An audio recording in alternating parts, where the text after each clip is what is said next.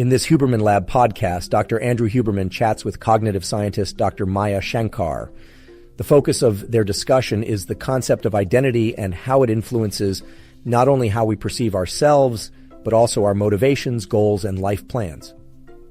Dr. Shankar shares her personal story and the profound impact it had on her understanding of identity. Before diving into cognitive science, Dr. Shankar was a promising violinist studying at the Juilliard Conservatory of Music. However, a severe injury ended her musical career abruptly. The experience was transformative and forced her to question her identity deeply, ultimately steering her towards her current research on identity, goals, and motivation. The hosts emphasize the impact societal expectations, family, and cultural structures have on shaping early identity. They discuss identity foreclosure, a concept describing the predisposed pathways influenced by family, society, and inherent expectations. Dr. Shankar explains, when you define yourself by the what, then as soon as the what goes, you're like, oh my gosh, who the hell am I, right?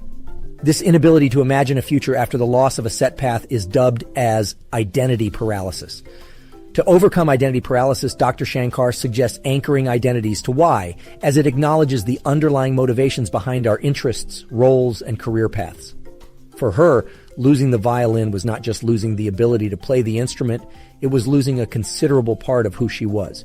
She relied on the motivation behind playing the violin, human connection, to build her professional career.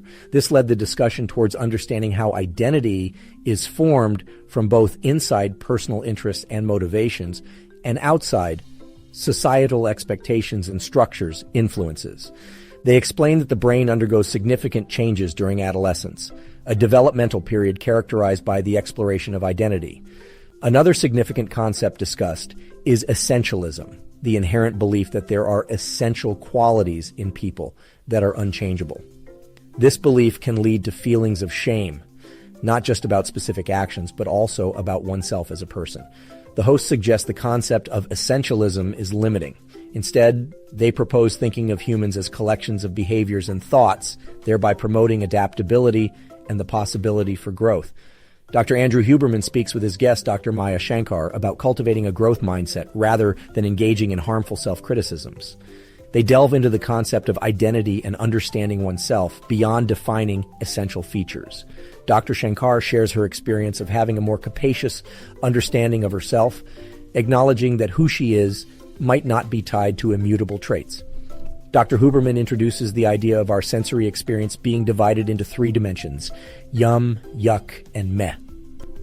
He suggests that in childhood, we respond innocently and overtly to these experiences, often guided by the likes and dislikes of our parents.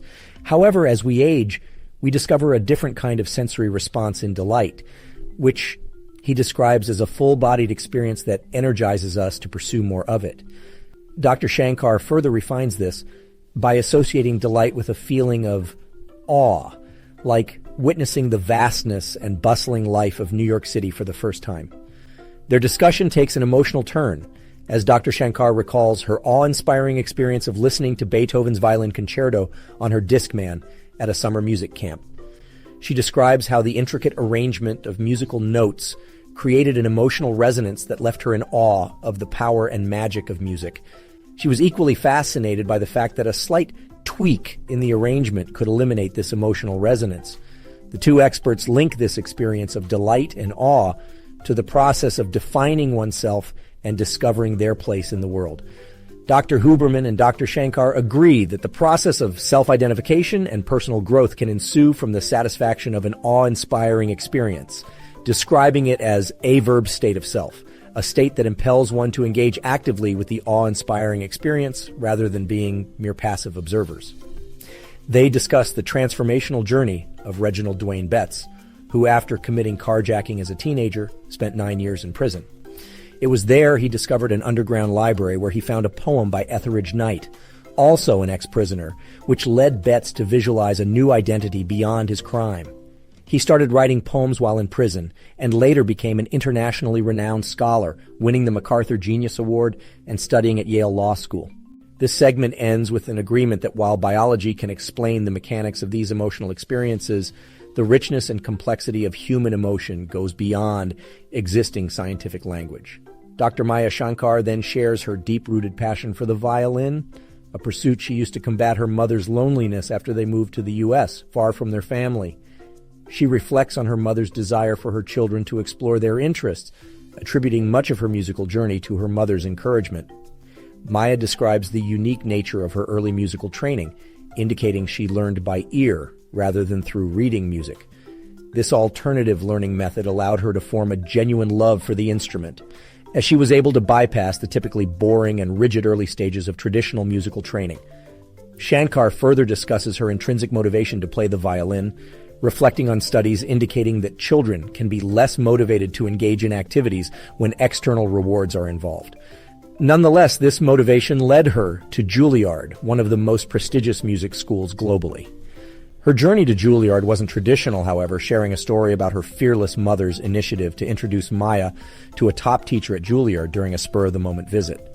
That day, she found herself auditioning on the spot for the teacher, who subsequently offered her an intensive 5-week training boot camp in Colorado to prepare for Juilliard's entrance exams. This experience further emphasized the importance of seizing opportunities and pursuing one's passions boldly and relentlessly. Shankar then shares her experience at music camp, describing a driven and competitive atmosphere.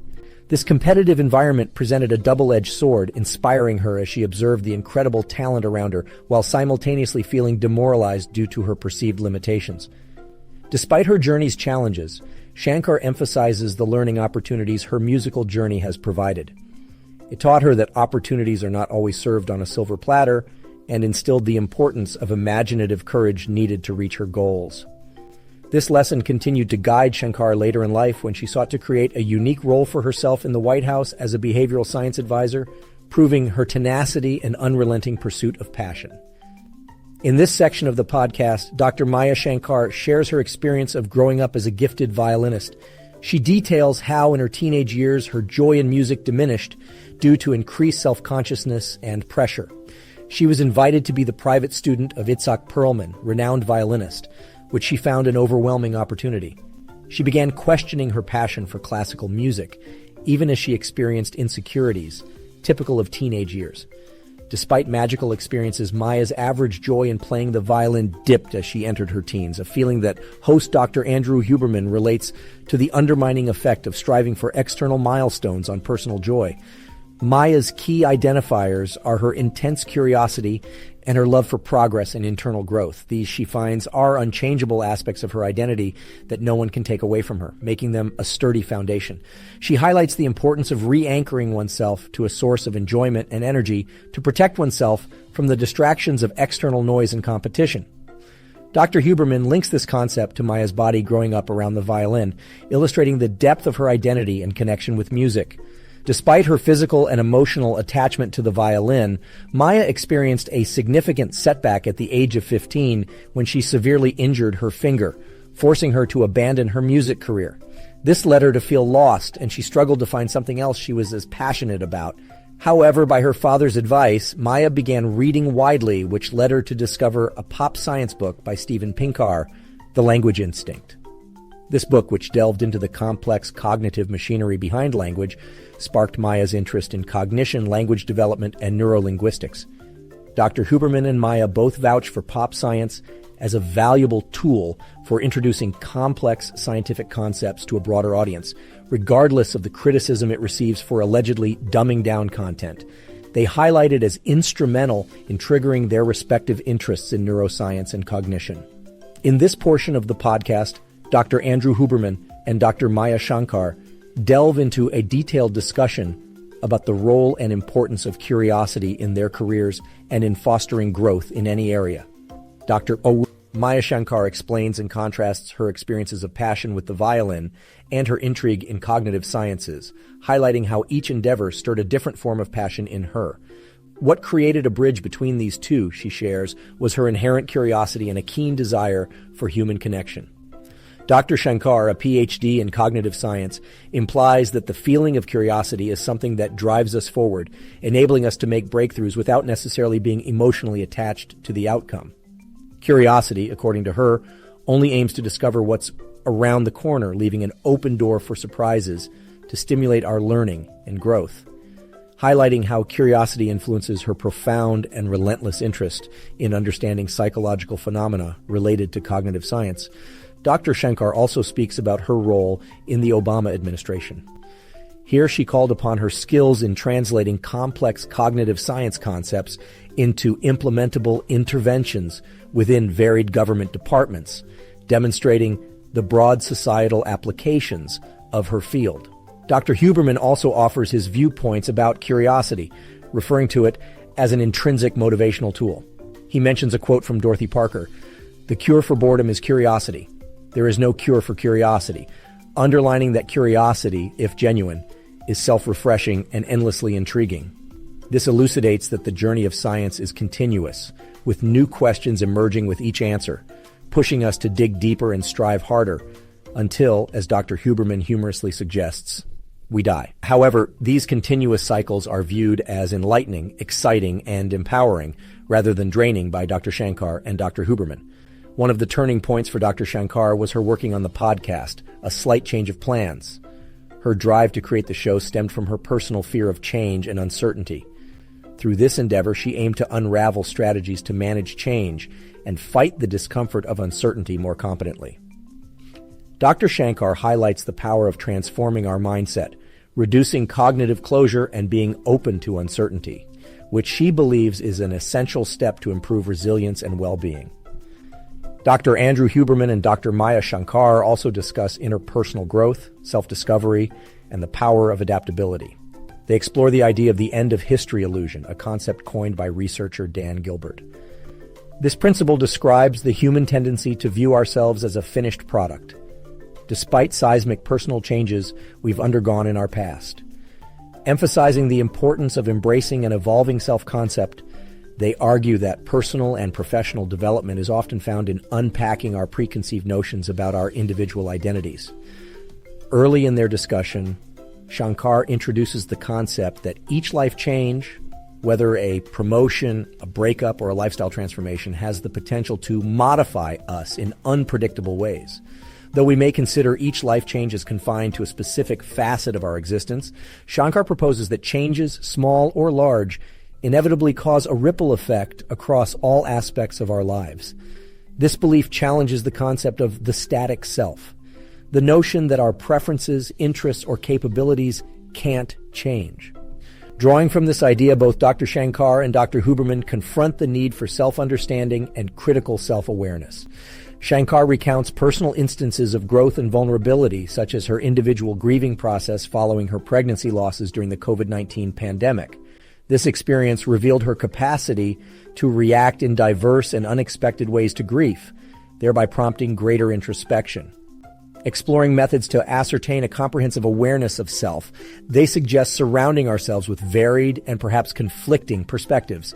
This approach encourages understanding our weaknesses and strengths from conversing with people possessing different views. By placing themselves in uncomfortable situations, they have gained insights about their character while fostering understanding and empathy toward others' perspectives. Shankar advocates for the integration of others' views of us into our self-identity, arguing that we are social creatures whose actions have social implications. To this end, she posits that caring about how we impact others is integral to self-identity. Similarly, Huberman encourages accepting critical feedback, saying that disagreement can be incredibly informative. They conclude by underscoring the value of humility and adaptability in leadership, outlining the importance of being open to changing one's perspective or strategies based on new information. Both of them see their capacity for flexibility and their willingness to alter their beliefs as testament to their respective careers as scientists, emphasizing what they believe to be a cornerstone of good research, updating their views in light of new evidence. This section of the Huberman Lab Podcast features a discussion centering on themes of introspection, communication, and goal setting. In discussing her experiences with introspection and self-awareness, Dr. Shankar mentions she finds an emotional distance helpful in examining her own problems, suggesting this enables a more objective analysis. She mentions distancing techniques like thinking about your problems from a third person's perspective, which can be therapeutic and instigate a healthier emotional response. Moreover, they also delve into the topic of venting emotions. Here, Dr. Shankar cautions that while it can feel relieving, it may sometimes be counterproductive as it often prevents individuals from finding necessary solutions to their problems. She proposes that rather than seeking emotional support, one should instead seek a cognitive advisor, somebody who can objectively assess the situation and provide dedicated feedback. In the pursuit of individual goals, Dr. Shankar highlights the importance of how goals are framed. She distinguishes between approach orientation and avoidance orientation in the definition of goals.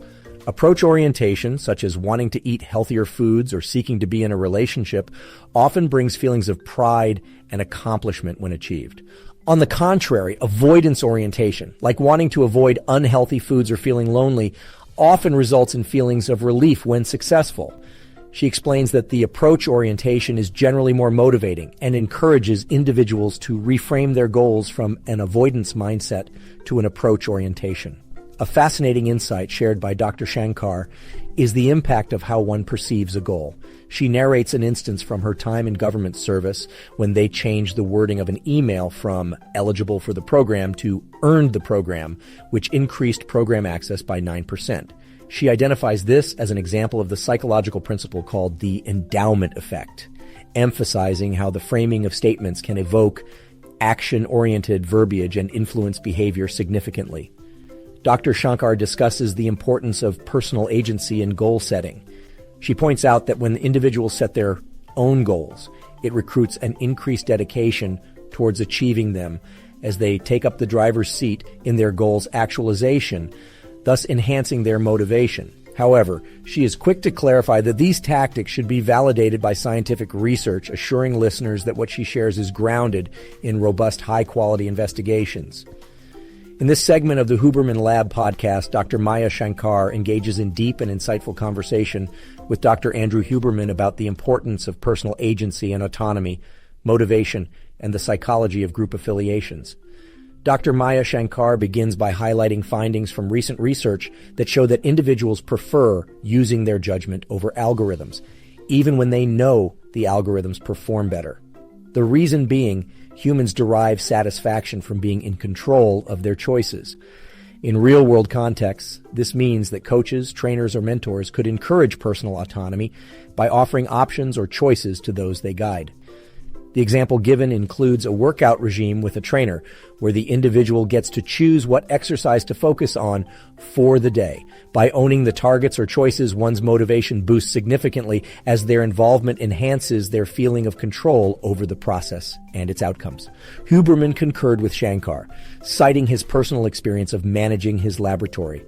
He observed that giving his students and postdocs the freedom to set deadlines for their papers led to every one of them meeting or exceeding their expectations, since they felt a sense of control over the endpoint.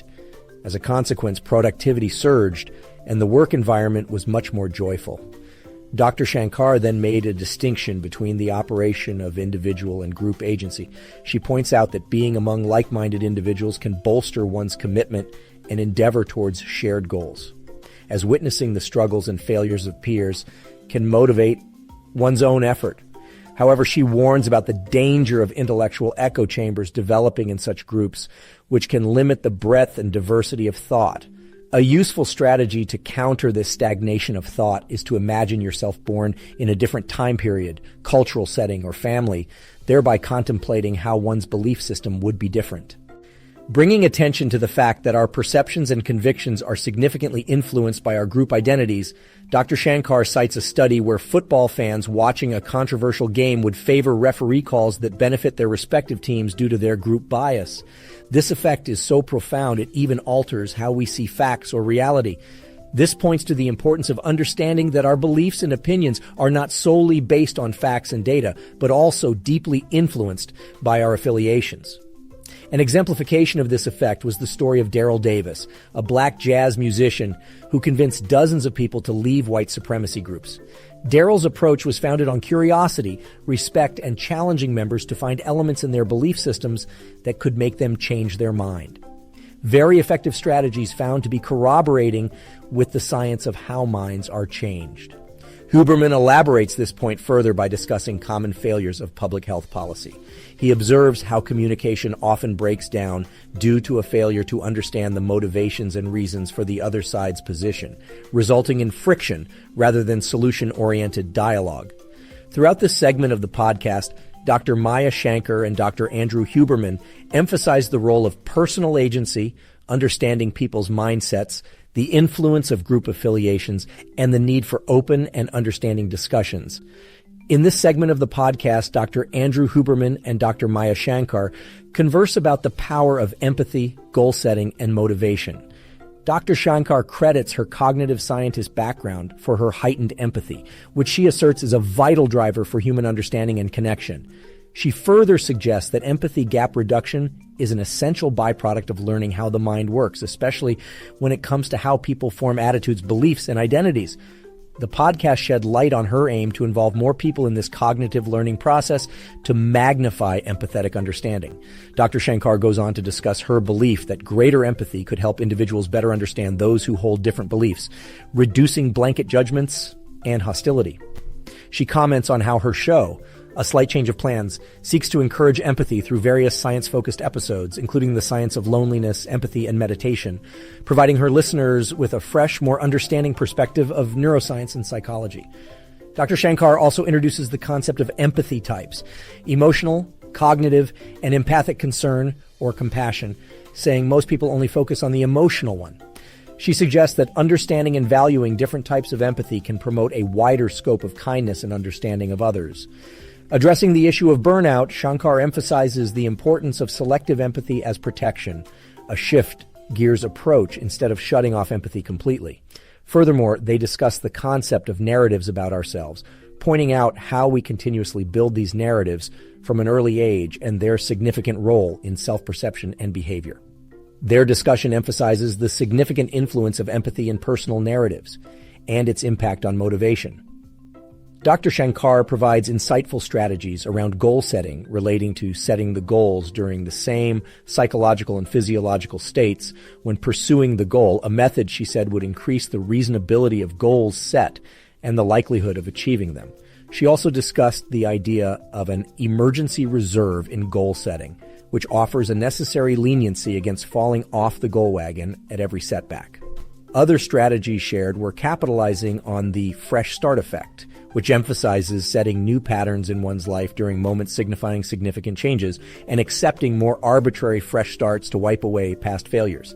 The emphasis, in essence, was on building empathy towards others, understanding different kinds of empathy, evolving narratives about self, and formulating more productive strategies in goal setting. This section they delves into the complex dynamics of goal setting, motivation, and methods for sustaining behavior change.